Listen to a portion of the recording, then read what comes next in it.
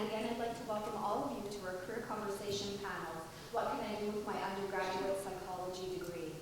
So before we begin, I just want to introduce myself. My name is Susan Pogue, and I'm one of the career counselors at York University's Career Center, and I'm very pleased to be your moderator for this afternoon's event.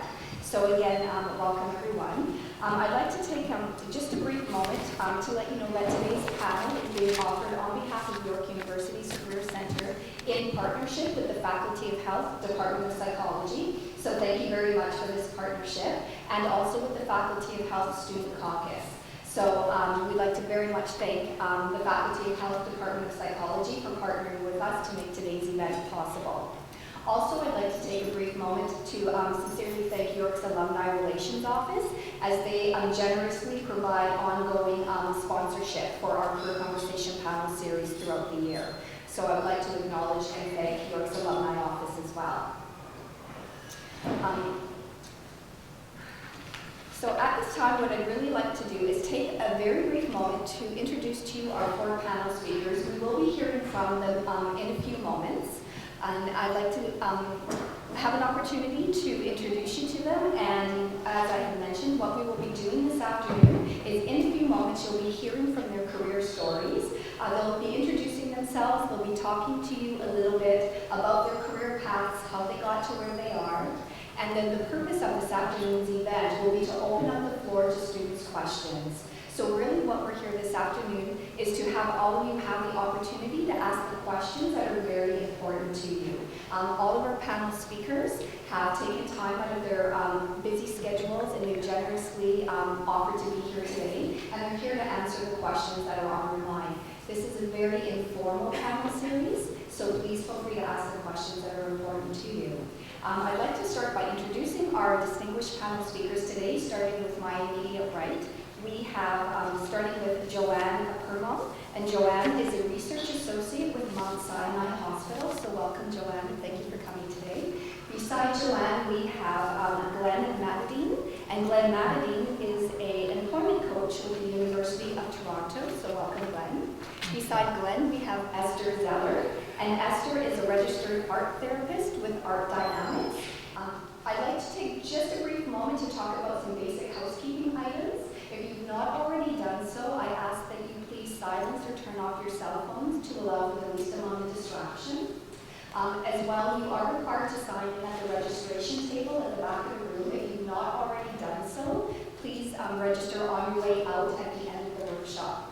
And then as well, and finally, if you do need to leave early for any reason, please feel comfortable to do so. I just ask that you exit very quietly to allow for the least amount of disturbance and distraction to those around you. So what we can expect this afternoon is, as I mentioned in a few moments, you are going to be hearing from our four distinguished panel speakers. They'll be sharing very briefly their career stories and their career information, and then we will be opening up the floor to students' questions. At the end, we will conclude the question and answer period at approximately 4:15 p.m. And then from 4:15 until 5:30, we will be hosting a meet and greet. And you'll have the opportunity that you'll be able to meet with the panel speakers one-on-one, ask any additional questions that you may have, and then we will be concluding promptly at 5 p.m. So that's what you can expect for this afternoon. So I'd like to start now with Joanne, and maybe Joanne again, if you just very much would like to introduce yourself, maybe briefly share some information either about your career path, your education, or any important information you'd like to share. Sure, okay. Hi everyone. It's good to be here. This is actually my first time back on campus since I graduated in 1988. And at that time I graduated with a specialized honors Bachelor of Science degree with a major in psychology. I currently work at Mount Sinai Hospital as a research associate, and I've been there for the last 18 years. And prior to that, I worked at Sunnybrook Health Science Center for 5 years. And I have to say that this is the dream job for me. And it really took about 6 months after I graduated to get that first job, get my foot in the door at Sunnybrook. And it really started with a small ad in the Toronto Star that I decided to apply for. It was a 6-month contract, and once I got into Sunnybrook, I was able to network, and I was actually there for 5 years doing a number of different positions in research. And when a position came up for research associate at Mount Sinai, one of my colleagues advised me about that, and I applied for it. And I have to say that I was really able to compete for that position, which normally would go to someone with a master's degree or a PhD. And I was able to do that based on my academic preparation. While I was here at York, I majored in psychology, as I mentioned, but in my first year I majored in biology. And I took some basic courses in biology and genetics and biostats. And I also did an honors thesis in my final year. It was an advanced course on research methodology. And I have to say that those courses really helped me. Also, the final summer I was at York, I was looking for one more course to take, and the only thing that fit into my schedule were a couple of half-credit stats courses, one in analysis of variance and one in regression analysis. And at the time, they weren't my first choice in terms of courses to take over the summer. I was not statistically minded, but anyway, I took those courses, and those proved to be very important in my career. So having that statistical background and also doing the honors thesis prepared me to do research, and also helped with my writing skills. At Mount Sinai, my responsibilities primarily are to manage all of the clinical research, educational research, and program evaluation projects, and that means doing everything from start to finish. So applying for grants, submitting ethics applications, collecting data, analyzing data, writing manuscripts. And I also mentor students. I teach second-year residents on research methodology, and I've had the opportunity over my career to publish over 30 papers in scientific journals. And I've also had the opportunity to present my work at local, international, and national conferences. So that's a little bit about what I do, and hopefully we'll have some time I can share with you some of the advice that I have on how to get yourself into a career similar to mine. Excellent. So thank you, Joanne. So Glen, maybe if you'd like to introduce yourself next. Sure. My name is Glen Matadeen, and I'm currently an employment coach with the University of Toronto. Certainly wasn't in the vision as to where I wanted to go. While in high school, I was under pressure by my dad especially to become an engineer. So we couldn't come to an agreement, so I took a year off in between and did a multitude of things. And I said I would try a technical program. So I ended up doing a college program, technical program. And when I finished that, I wasn't sure what to do. So I ended up doing sales, selling big trucks. So what does that have to do with psychology? I ended up volunteering with a group that eventually started a crisis hotline for people dealing with addictions. And I found that way more exciting than trucks. So I went on, I did a social work and counseling program. And my focus initially was counseling youth in addictions. And what happened is I started to look for work in the middle of a recession. And one of the things that I learned about is something called informational interviews, because I had sent out a bunch of resumes, hundreds. I didn't produce results. But informational interviews is meeting people who work in the field that you're interested in and talking to them and interviewing them about how they got into the field, about the trends and what they enjoy most, or things that are quite demanding. So to be strategic, I looked at youth. I liked youth in addictions and youth young offenders. So talking to people during this recession, what happened, many of them said they didn't have any jobs, which you'll hear over and over. But I learned that the city that I was living in had a huge addictions program from a college, and they said, well, Why would we hire you when we could get 4 students for free? So I realized there wasn't much there. In the young offenders, it seemed a little more hopeful. But one thing I learned is that at the end of speaking with people, you always ask them or thank them for meeting them, and then say, you know, I really enjoyed speaking with you. I want to continue doing my exploration. Who else would you think would be good to speak with? And one guy told me, he said, it seems like you're really interested in working with youth. Why don't you speak with this guy named Michael who runs a career and employment center? So I went home and I thought about it, and I'm thinking, well, that's really not the area I'm interested in, but I'll go speak to him anyway. So I started to question Michael, and all of a sudden it's like, whoa, this thing seems really exciting. And I just it just clicked. It just wow, I love this thing. But I didn't tell him that.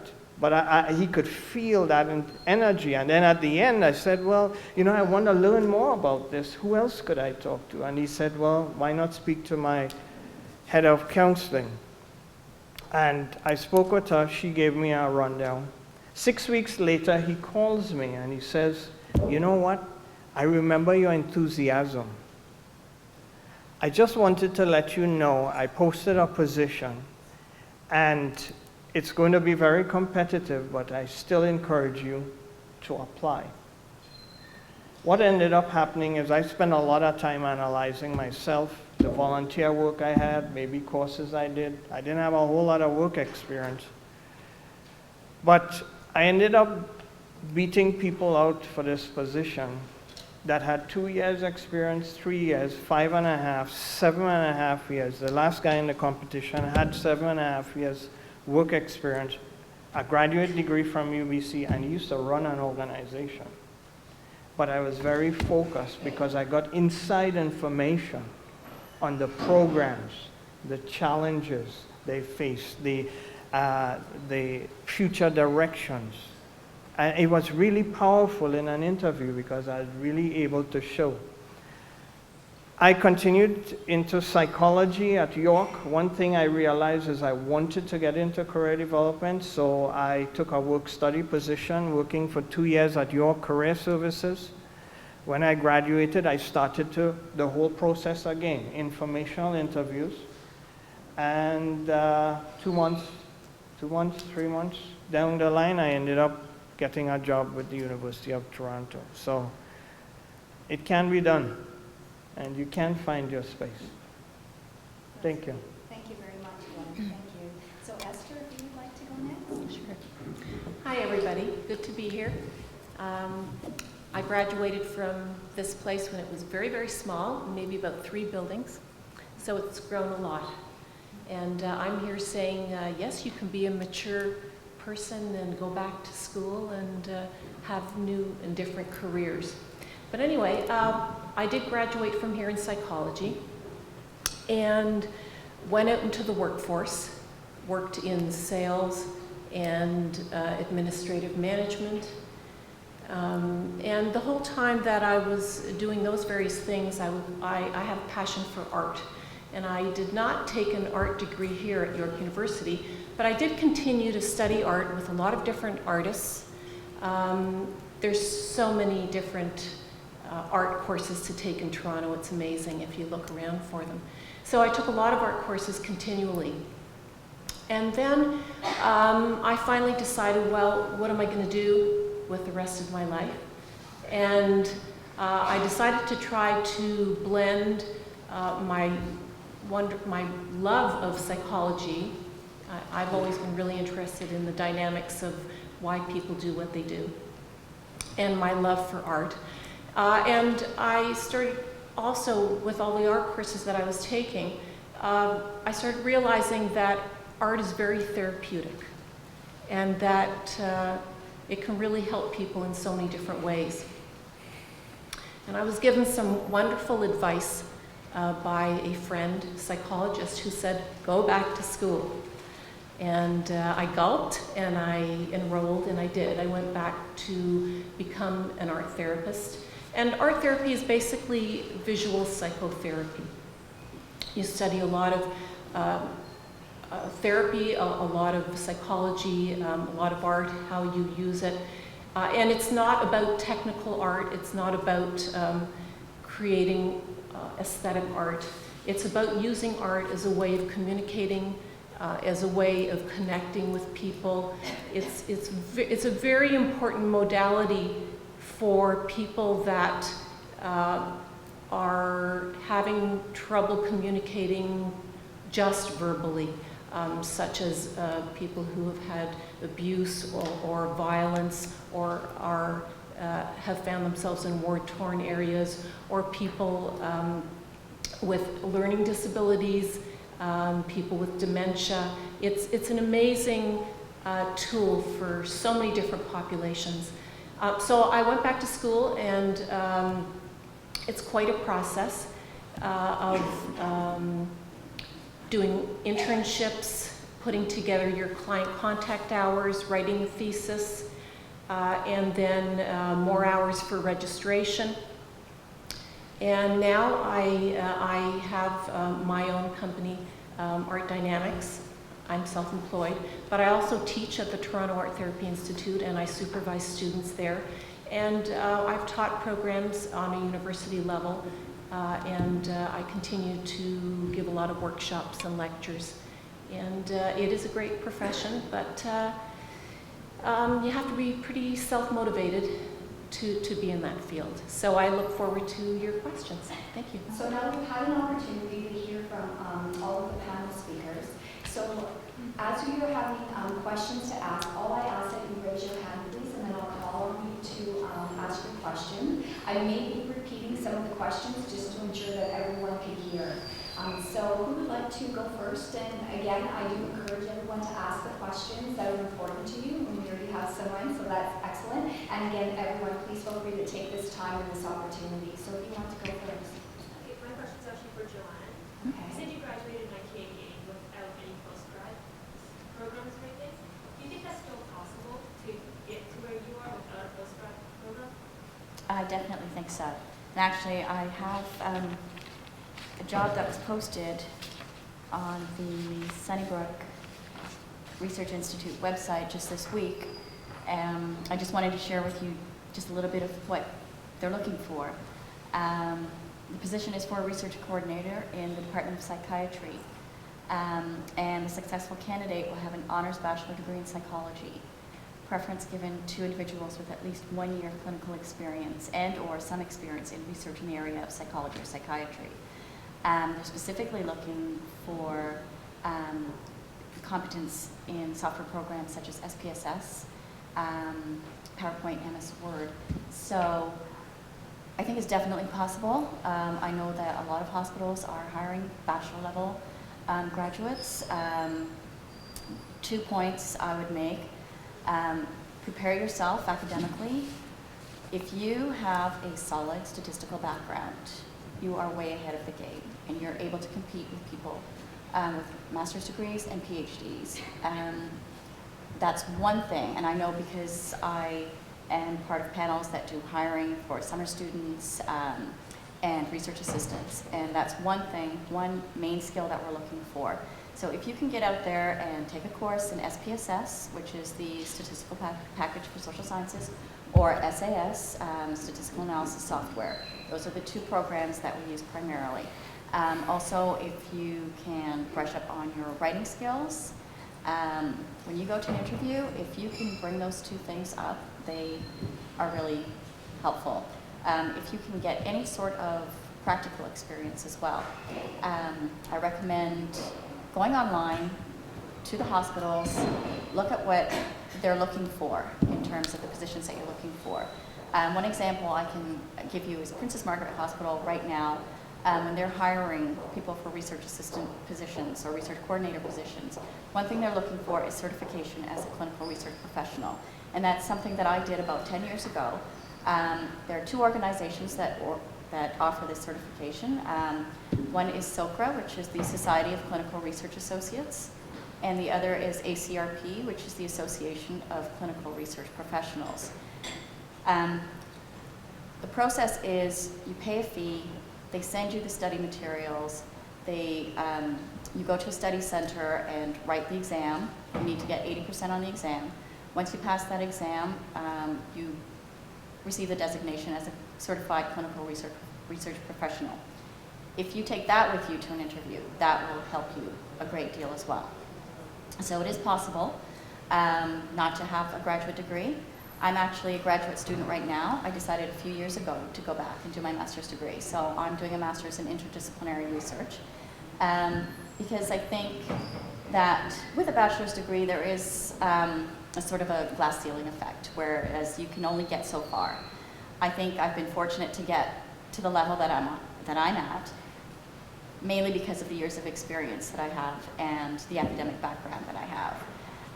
But I think that if you want to go further in your career, you will need to at some point think about going to graduate school. That will allow you to, and the main reason I'm doing it is so that I can conduct independent research. Right now with a bachelor's level, you cannot apply for grants on your own. And also, I'd like to have a faculty appointment at the U of T so that I can teach someday research methodology to undergraduate students. So thank you. So that was a really great first question, so thank you for asking that, and Joanne, thank you for answering. I do realize your question was directed to Joanne. Is there anyone else that wanted to add anything to that before we move on to other questions? I don't know. Can you get work with an undergraduate degree? Absolutely. Joanne did talk about the job posting, but I like to always stress, and this is a reality, most jobs in Canada are never posted, at least 80%. I was networking myself about 3 years ago with big career management firms that work in all industries. And they told me that at least 65 to 90% of the jobs don't get advertised. And through effective networking, it's really crucial to connect with people. One person I met, he looked at me and he was quite surprised because many people don't do this. But it's a standard accepted practice in terms of informational interview. I'm a huge advocate of it. And he said to me, you know, people hire people. They don't hire black and white. He said, keep doing what you do and you'll get hired. And I was 2 weeks into the process and I got hired in 11 weeks when I was told that it wasn't possible to get hired, that most people around that time were looking for as much as 2 years to get into a field and still not getting into their fields. So the key here is to really analyze your background. So it's not only, people in Canada don't hire a degree. A degree doesn't get you the job. They hire you to do certain aspects of the job. So whether they want you to research or analyze or interpret. So it's important to become very clear about what it is you can do, because those are the solutions you bring to our workplace.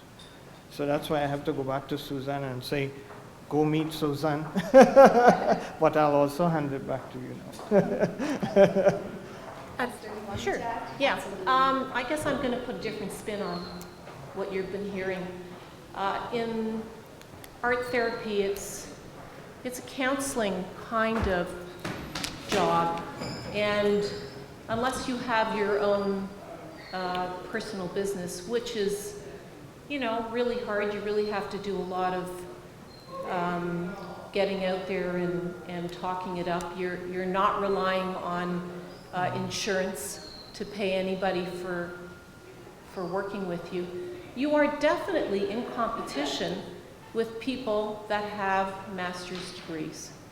And in most other places in Quebec, everywhere in the States, in many parts of the world, art therapy is also part of creative therapies, and they are master's level programs. I don't mean master's level, but master's programs. In other words, you do get an MA in creative arts or art therapy, or now there is music therapy at Laurier, I believe. But I guess what I'm saying is Although in Ontario we don't have a university, too bad, it would be great if York University did have one, but you can get yourself an MA in counseling or special ed or anything that relates to psychology or in art, and then take your master's level diploma in art therapy. But I still think you need that edge for a lasting career. Oh, did you want to talk to that? Okay, sorry. Amy, sorry. So just to kind of echo a bit of what Glen was saying, absolutely at the Career Center, if you have not already done so, please take advantage of the workshops and the career counseling and job search advising that we have to offer. We've got great workshops on making a great first impression, job search strategies, which absolutely touches on the importance of networking. So yes, thank you. So who would like to go next and ask a question that's important to you? Sure, go ahead. This is for anybody who would like to answer who has some experience in the field, but I wanted to go into counseling, and I was just wondering, as a student with no degree and no real work experience, what would you recommend we do now while we're still students? Like, what sort of going to, or we will just pay for, or what sort of course that should we take to enter that field after we graduate? Okay, if I can just repeat that, just so everyone in the back can hear, that was an excellent question, thank you. So the question was really, in the future you're looking at going into a counseling role, what are some courses or some volunteer work or some things you can be doing now as an undergraduate student, knowing that a longer term goal is counseling? Does that capture what you're asking? Okay, so whoever would like to answer that. I guess there are so many different places that you can look on the internet now. I do agree that as a student, having volunteered in an organization, you're going to be more competitive having that with your references than not having worked or rather volunteered in an organization. As far as art therapy, I often get lots of emails of people asking if there are any volunteer positions, and I'd say that most of those positions are filled with students that are interning in art therapy. So as far as actual volunteer positions in art therapy, there aren't really, but there are so many positions in volunteering for so many organizations, and I do think volunteer work will definitely look really good on your resume. I think it's very important. With the accelerated programs, if you're looking at the college sites for postgraduate certificates, it's called Fast Track. So Fast Track can find that you already have a university degree or a college diploma, and this is an additional certification. Charityvillage.ca. Is that .ca, yeah. Sorry. Thank you. You're welcome. As Amy mentioned, it is a website mostly for nonprofit, but not all agencies are nonprofit that post, and they also have, if you're really interested in volunteering, they have a drop-down area on Charity Village for volunteering as well as for job postings. So it's a very valuable website, so thank you, yes, charityvillage.ca. Okay, so who would like to ask the next question? I think Glen and Esther talked about this, but I'm interested in hearing if you guys want to add to it. Like, how did you know this is what you wanted to do? How were you sure this is the career that you wanted to pursue? So how did you know that this was the career you wanted to pursue? Good question. I really wanted to develop a business at the time that with my art training, where I could help people refocus whatever issues, whatever life issues they needed help with. And I realized that you can't just do that with an art background. You need a psychology background as well. And I really didn't know that much about art therapy, but I started looking into it, and I think I found out more about it and became more interested in it with the internet now. I didn't have the internet then, but no, that was kind of on the cusp. But the more you read about it, the more that I realized that it would really, I had always wanted to become a psychologist, and I hadn't. But with my interest in art, I was really looking for a way to blend the two. And that's why I was so keen on doing that. I hope that answers your question. I want to hear everyone actually. Okay, sure. Whoever would like to go next to answer that question. How did you know that this was the career that you wanted to go into? What were the clues? Go on, Nancy. Well, I think originally I was planning a career in medicine. As I went through my 4 years here, and particularly in my final year when I did my honors thesis and I had to go through the process of doing research, I think that's when I really realized that was what I wanted to do. So I wanted to combine the two and do research in medicine. And basically that's what I'm doing now. In my case, as I mentioned, I worked for a hotline, so I got interested in helping people with addictions. Started to focus on working with youth and addictions, ended up in youth employment. But when I was at York doing psychology, I had this interest in career development, so working at the career center here at York, I realized I prefer working with educated adults as opposed to working in social services where I was working with high school dropouts. So that is one way I connected with the interest, and that's how I ended up working in the field. But in between, I was also lead recruiter for graduate studies at U of T, and also worked at the business school as a career counselor. And somewhere in between there did a master's degree at OISE. I'll tell you about OISE later on, but it's an amazing place for many of you could probably pursue graduate degrees there. It has a very broad range of programs if you're interested. Thank you very much.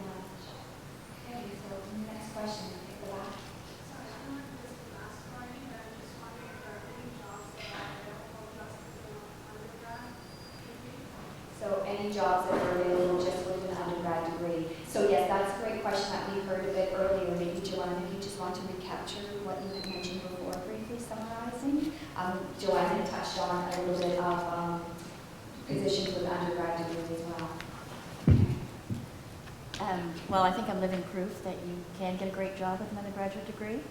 I'm now completing my master's degree, but I think that if you're prepared academically, you take the right courses, make sure that you look at what employers are looking for, and also try to get as much practical experience as you can.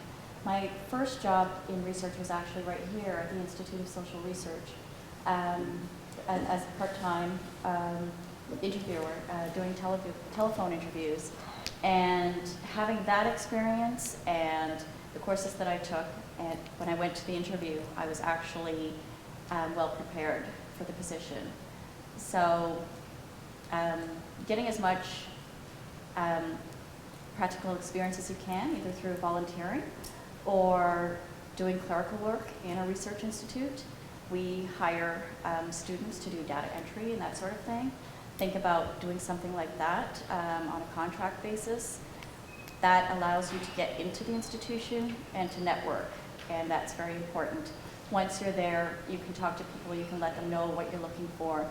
You hear about positions that are coming up before they're advertised, if they're advertised at all. So it really gives you an edge, just getting in there, volunteering, or doing any sort of part-time or contract work that you can find. Just to reinforce that, can you get a job with an undergraduate degree? Absolutely, unless the specific type of work requires higher level of education. We tend to look at education in many times, I think for the most part, look at it in an outdated sort of model. because most of us have grown up with go to school, get a good education, and you get a good job. That went out with your parents. Today, people don't hire degrees, they hire you to do work. So really assessing your skill set. Do you like to analyze or counsel or interpret or evaluate or write or present? Or you have to really define what it is you enjoy doing. You're good at and you enjoy doing, because employers, jobs are broken down in activities: to research, to analyze, to program, to re-evaluate. You work as part of a team, communication skills. So what you offer is not a degree. They don't hire a degree. They hire you to do their work, to fulfill their needs. So how do you create value? Only Canada has the highest rate of post-secondary education in the world. 64% of the population, the working population, have post-secondary education. 27% have undergraduate degrees, 8.5% have master's degrees, and just under 1.5% have PhDs. But again, even if we look at the contrast, we look at PhDs, right? People think because you have a PhD, you'll get hired. Less than 10% of PhDs in Canada get hired in academia. So an academic degree doesn't give you the job. If you look at a lot of the younger professors, some of them are really great teachers, as well as researchers, as well as publishers and great leaders. So it's a skill set that they hire to do work. And that's the important thing to understand. Thank you very much. Okay. A couple of hands going up at the same time. I'll go to you and I'll get to you in just a moment. Okay, well, I just wanted to ask, would you just repeat those statistics? What percentage of, somebody was asking me that exact question. What percentage have masters and what percentage have bachelor's degrees? About 27% have bachelor's degrees, around 8.5% have masters, and just under 1.5% have PhDs. Altogether, about 64% of the working population. In Canada? Yes, highest in the world. Thank you. You're welcome. Okay, you have a question as well? Yeah, so I'm currently doing a BA degree in psychology. So I was just wondering, to get into like counseling, to be a psychologist, or just get into this type of field, is it better to have a BA or a BSc? Science or bachelor? So just to reframe your question so everyone can hear it, if you are looking at moving into a career in counseling and you're looking at graduate studies, your question was looking at a Bachelor of Arts or a Bachelor of Science, and which one would well position you for a master's degree? Was that your question?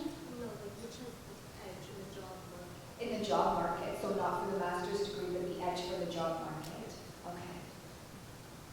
In psychology, as a psychologist, I don't know that one would have the edge, because once you do, people don't hire the degree. You develop a skill set that can be applied to a certain type of group or practice. So it's the degree itself may not necessarily be as important as the skills that you develop. So from my perspective, I don't think it would make a huge difference. It depends on where you want to go and what you want to do. And also there are different types of psychologists. I think if you wanted to be, for example, a health psychologist, that it would probably be better to do a Bachelor of Science so you have that background.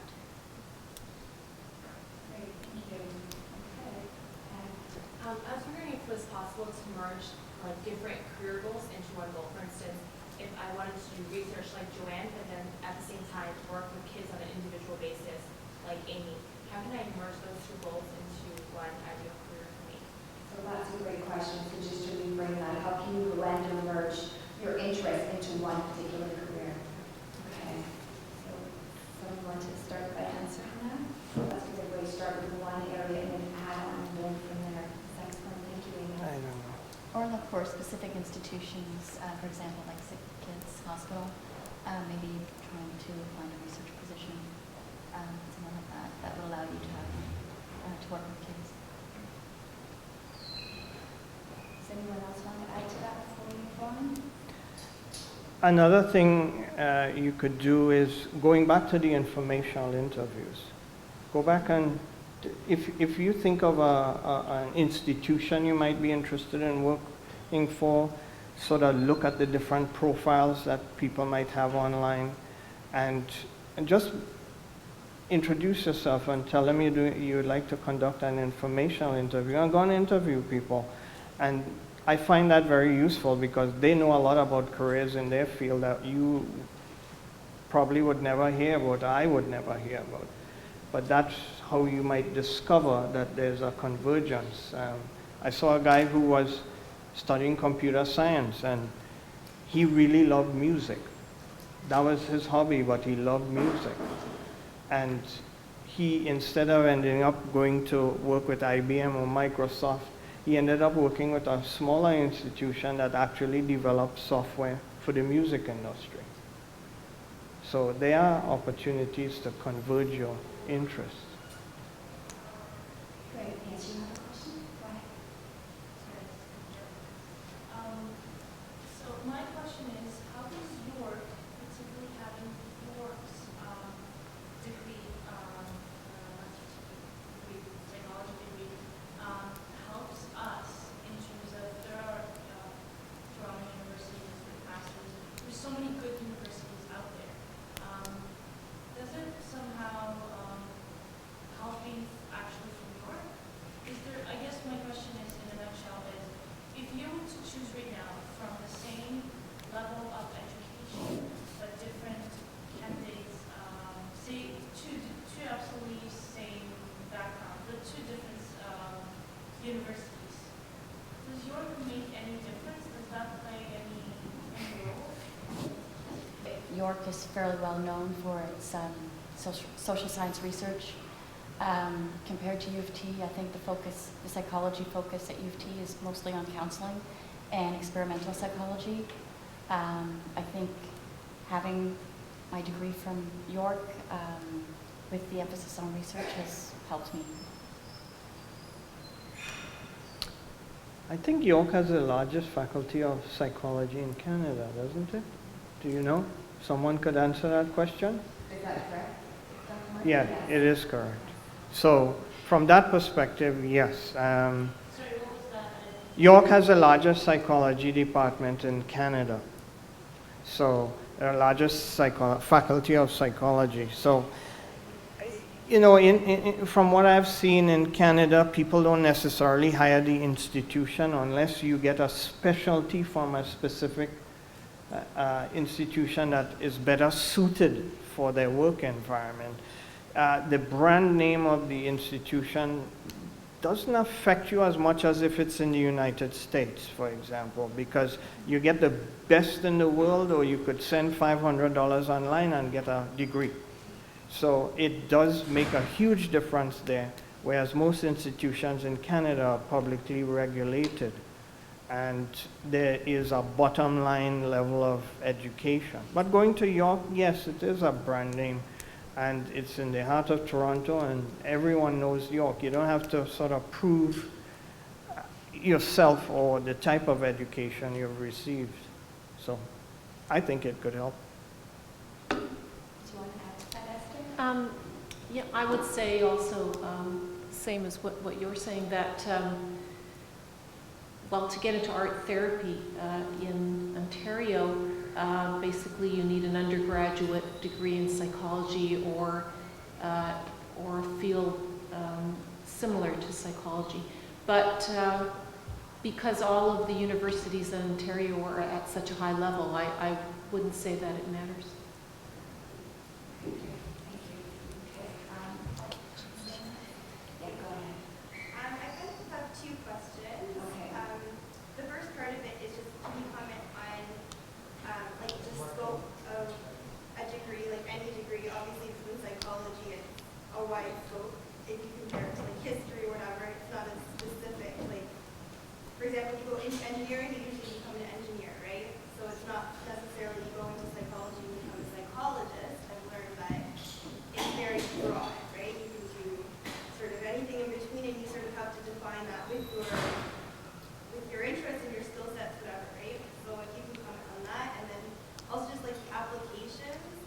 of that degree? Sort of how useful did you find like the actual courses? Do you actually apply?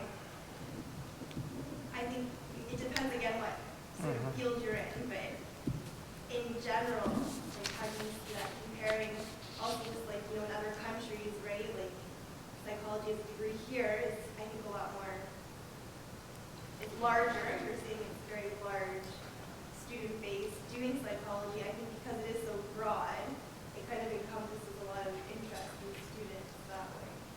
So I don't know if I touched upon a lot, but if you can just go with whatever speaks to you. Well, I agree. Psychology is a very broad field, and you can do a lot with a psychology degree.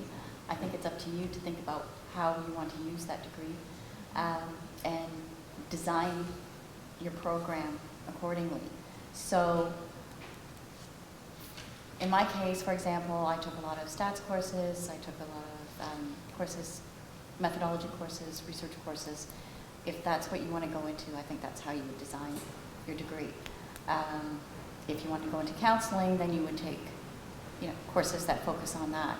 So that's basically all I can say. It's think about what you want to do and then plan your program accordingly. As someone who's already graduated, it's sort of a different perspective now, right? So I can't really go back. But do you know what you want to do, or I what mean, area? it's a learning experience to go through the psychology degree without knowing sort of the full range.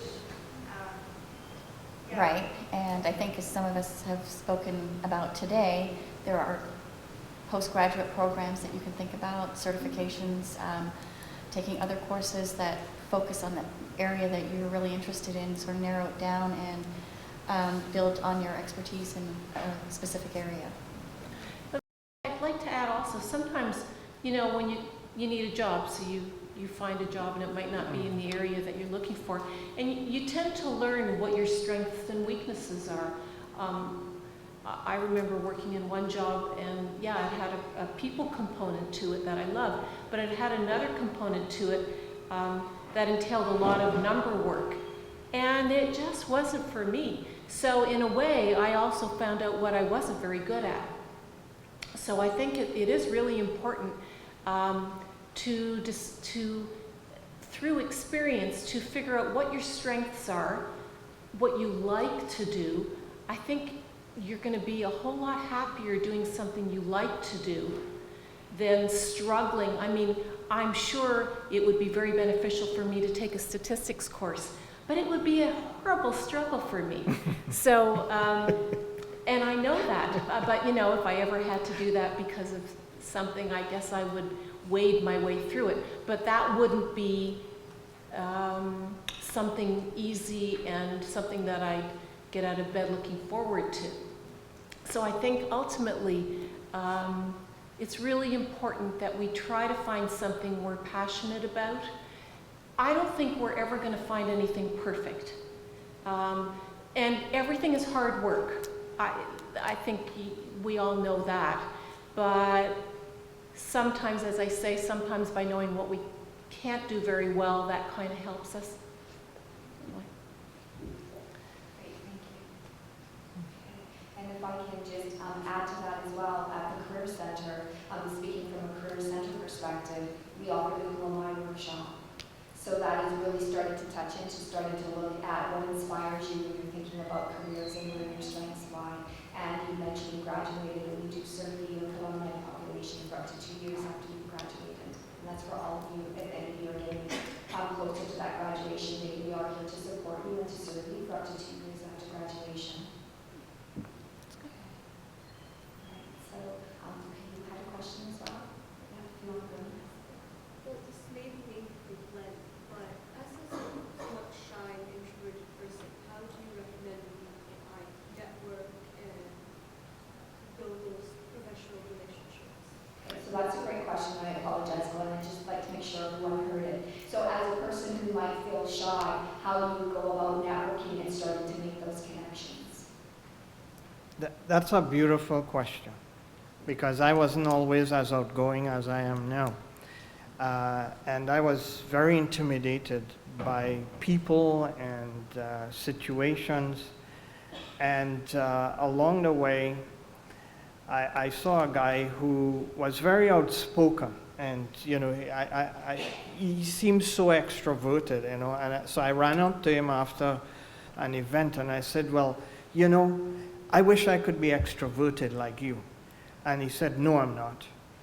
So I said, what do you mean? He said, Glen, I'm so introverted. When I'm at home, my wife doesn't even know that I exist. So I said, well, how is it you became so outspoken? And he said, what I had to do is to learn to extrovert professionally.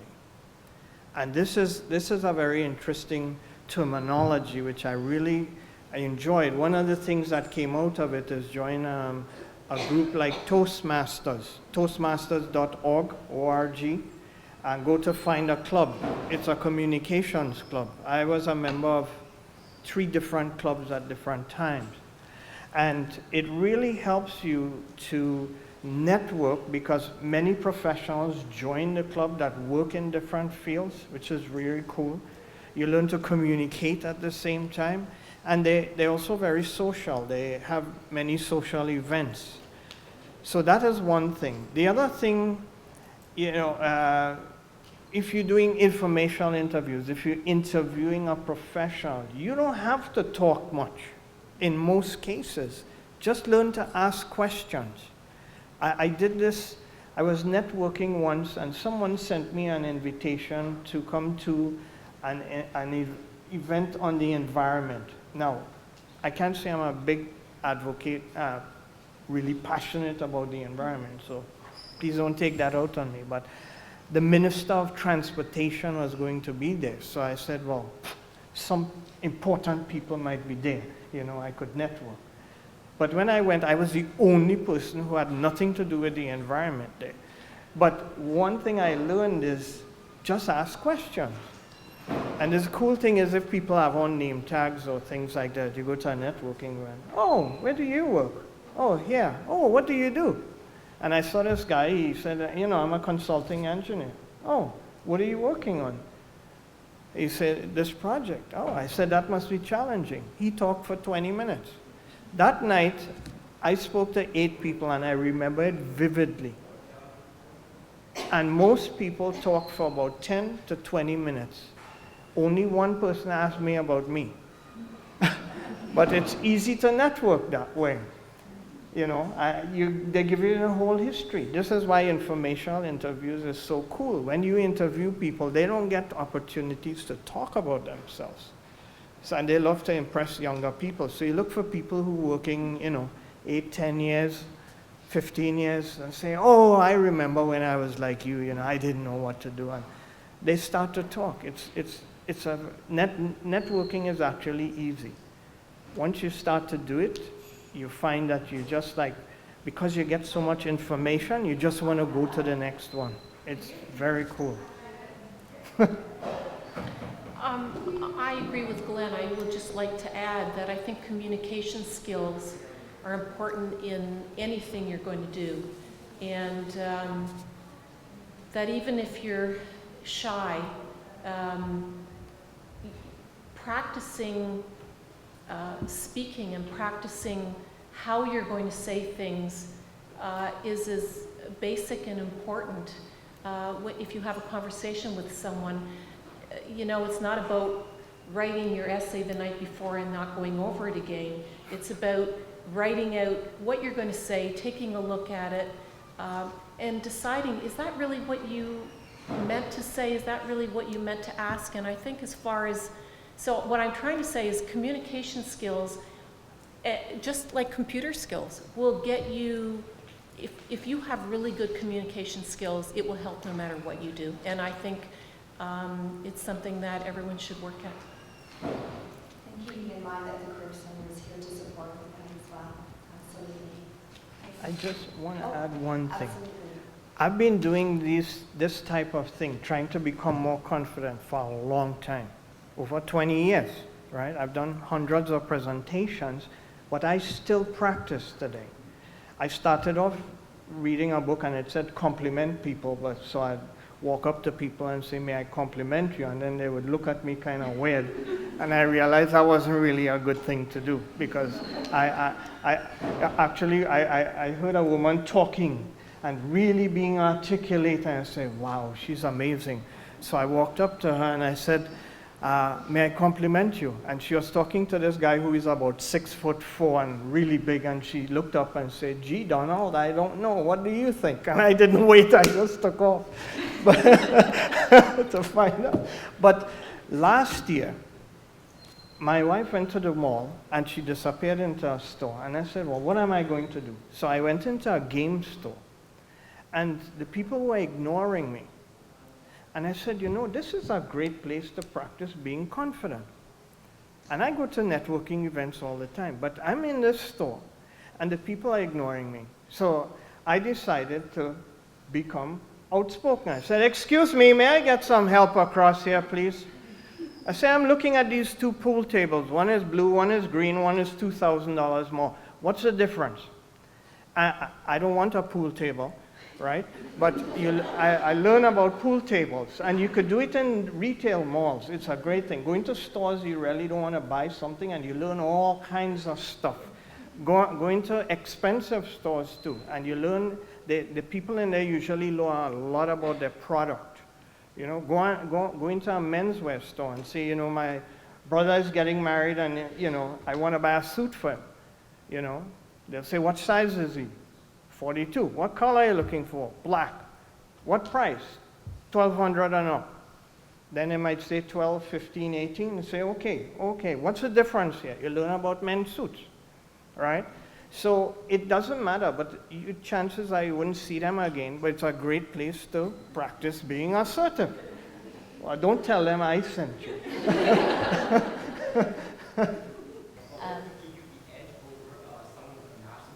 What will give you the edge is knowing how to do the work, basically. And the way to get there is to have the practical experience.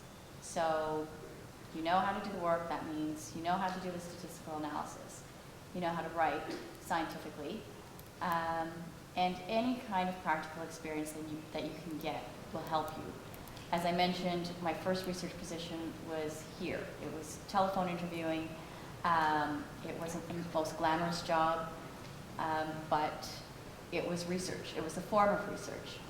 And that helped me to get my first job at Sunnybrook. Once I was at Sunnybrook, I acquired additional skills. So just building on those skills that you need, trying to get the experience however you can get it, through volunteer work, as I mentioned before, doing contract work. And I have to say, right after I graduated, I did other types of jobs. My first job was working at the University of Toronto Archives. I was cataloging historical photographs, but there was a research component because I had to do some research to write a little description for each photograph that I cataloged. After that, I got another job where I had to organize a 3-day conference on race relations for grade 7 and 8 students across Ontario. And I acquired new skills through that, which I actually applied to the work that I do now in planning and organizing. So I was able to build on those skills. So I think wherever you can acquire the skills that you will need, even if the job is not really what you're looking for, but you will be able to develop those skills, I think that's very important. Thank you. So we have time for probably about 2 more questions before we go into the meet and greet. I just was wondering, I don't know if anybody would know this, maybe Joanne though, but what about for somebody who is not particularly good with writing, or and he doesn't want to do, write whole manuscripts and be an actual researcher, but is actually good with numbers and statistics? Are there specific jobs you can get just with having taken a lot of statistics courses and getting good grades in them? Or is there... Certainly. A lot of hospitals also look for data management people. one of the positions I had at Sunnybrook was data manager for our quality management department. And so it wasn't particularly research, but I was working with numbers and I was generating reports on hospital data, things such as medication errors, length of stay analysis, and things like that. So there was some. You have to write out full manuscripts with literature reviews. And No. things. I produced reports that were mainly tables and graphs, so Data it didn't analysis. require the other component. Okay. And you had your hand raised? Okay, so I guess this question is mostly for Glen and everybody else who has to, but you said that your dad really wanted you to be an engineer. I have the same sort of instance where my dad is really pushing me to be a teacher in particular, mostly for the money and security factor, and I do have experience in that, but I feel very uncomfortable and trapped, I find, when I do that. And I just wonder if you have any advice for kind of getting out from parental pressure and parental shadow, especially when you feel very dependent on them. You know, you live at home, you don't work in summers, so kind of from getting out from that. So the other people, other factor influences. There's so many different approaches to that, and it has to be a very individualistic approach. I mean, I met with a student in his first year studying engineering. I didn't know he was studying engineering, and he said, I hate this, I don't want to do it, I hate it. I said, so what are you doing? He said, engineering. I said, okay, so what would you prefer to be doing? Music. Do you think you could tell your parents? No way, right? And he's from Winnipeg, so they told him if he dropped out of engineering, he has to come back and live with them, which he doesn't want to do at all. So I met him again last week, and he's still moving through engineering, but what he did is he's doing a major in engineering and a minor in music, which I haven't heard about before. So, you know, bringing in aspects of his other interests and integrating it. But we had an engineer working at our career center. He did his engineering degree, and then he went in, he was involved in a lot of clubs and associations and stuff like that, developed some counseling background, and ended up doing career counseling. So it's a very individual thing, because I rebelled against my parents. I don't recommend that, but I ended up, getting my mother on my side, so that helped me lobby against my father. But I'm not recommending that. Some people I meet people that go through engineering. I like the word, just using engineering as an example, but many other programs. And then they go and do all kinds of other things. If you could make it through the program, make them happy, and then go and do what you want to do. But I didn't tell you that. Absolutely, as Glen has said, I agree that it's very individualized, and it's finding something that you feel is a best fit for you. I would suggest maybe coming into the Career Center for a career consult, and you can meet with one of the career counselors and discuss that further, because I think that's an important question. And you had your hand up? I'm sorry, I saw your hand up. Did you have a question as well? I actually have a couple of questions, one to Joanne and one to Amy. Unfortunately, I wasn't here from the beginning, so I actually missed most of the presentation. But in addition to the question that this particular person asked about the research, how do you apply research? And you have mentioned how, but I didn't really understand what would the position be for that. It would be just like a position is, like a research assistant position to find medication errors and. Usually the entry-level positions are either research coordinator or research assistant. More senior levels are research manager or research associate. I'm not sure what you're asking me on that.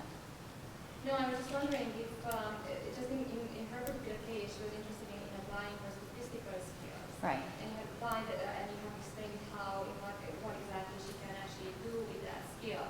But I didn't quite understand what would that position be, that you apply that particular skill to. When you apply for a job, right? What exactly are you looking for? Well, it varies. Usually you have a primary investigator who's usually a physician or a faculty researcher they're looking for an assistant to run their research project for them. So they'll look to you to do literature reviews, collect data, enter data, analyze the data, and depending on your writing skills, they may ask you to be a co-author on a manuscript and ask you to assist with the writing. It varies depending on the type of research that's being done. But So basically you have to be in a program like a master program, right, at that level, at that point? not necessarily. I've been doing this for 23 years with a bachelor's degree. I'm now doing my master's degree. So I think if you're well prepared, if you have a solid background, if you have the skills, if you have some practical experience, that certainly with a bachelor's degree you could, certainly for the research coordinator positions, they're usually advertised to people with a bachelor's degree. For more senior positions like research manager or research associate, they're looking for master's or PhD level people. I know you've been very patient, so we'll end with your last question before we move on to the meeting. Yes. Glen, you mentioned OISE earlier. I was just wondering. Yes, OISE is part of U of T, and it's a faculty of education, but it's a fascinating place because I think it has somewhere near close to about 20% of the graduate students at U of T. But you could go full-time and part-time, but there's programs in counseling psychology, in psychology, in community development, in adult education, in higher education. So what happened is when I graduated, for example, I just wanted to apply, all right, just to get a graduate degree. But when I spoke to them there, they said, maybe work for a while and get a sense of what you really want to do. And then apply to the program. And then I applied to an adult ed program that allowed me to do, I always have an interest in personality, individual and professional development. So I split my courses in two and sort of look at the convergence, the value of personal or professional to professional development. But it's an amazing institution with many, many different options, and a lot of people that study psychology end up there. But it's not the only place. I mean, there are a lot of other options, but just because it's so big and you'd see faculty of education, it's not education alone. There are probably about 15 to 18 different streams of study in there, and a lot of folks with psychology end up going to that institution. They have a lot of information sessions, Yeah. and they'll probably be starting, or they have started already. And I find that that's the best way to find out about all of these various programs, to go to the information sessions. Good. Okay, so we've touched on a lot of really important questions and a lot of great information. Just to very briefly summarize, we talked a little bit about the importance of finding your passion and finding things that you're really interested in. We talked also about the importance of networking and how to start to feel comfortable for people that are introverts and how you get started. And sometimes even individuals that are extroverted and how they feel getting started, feeling comfortable with networking, first impressions. We touched on that as well, and the services and the workshops that we offer at the Career Center. We also touched a little bit on really the importance of sometimes starting out in an entry-level position or a contract position and how that leads into other positions as well. So really having that first step starting out.